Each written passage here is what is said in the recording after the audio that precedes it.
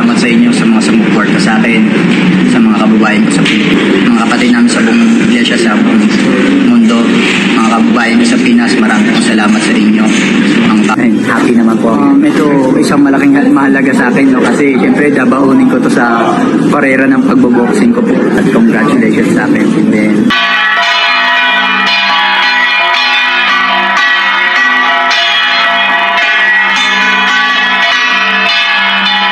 I saw a little bit of your footwork in Carl, in and out boxing.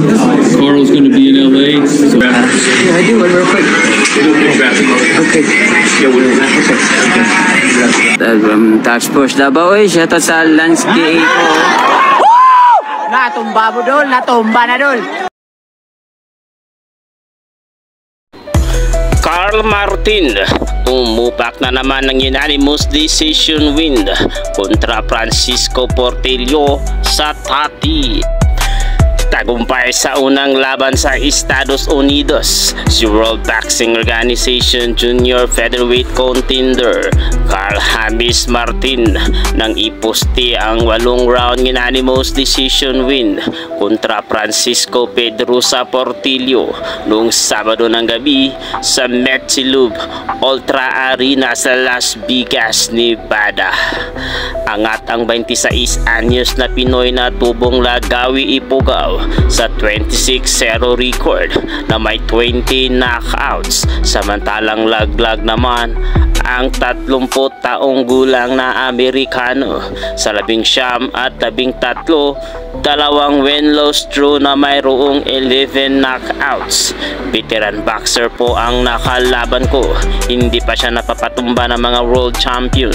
Sinubukan pa nating man-knockout at ginawa ang lahat para ma-impress natin ang mga kano at ang buong mundo. Pahayag ni Martin sa Abante Sports nitong linggo. Sobrang dami ko pong natutunan. Ang hindi po siya basta-basta kalaban. Napakagaling at naging mabigat na challenge sa akin. Mas epektibo ang mga bitaw dahil sa masiglang footwork. Pinabagsak pa ni Martin sa round 6 si Portillo na malaking puhunan niya para mapaayon sina American judges Tim Chaitam parihong 78-73 at Don Trella 79-72 na siya ang malinaw na nanalo.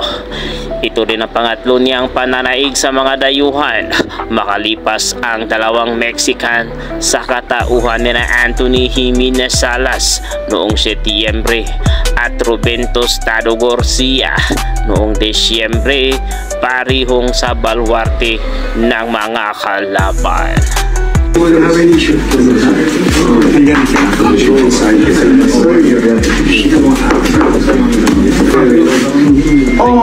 come and go and you're here to stay.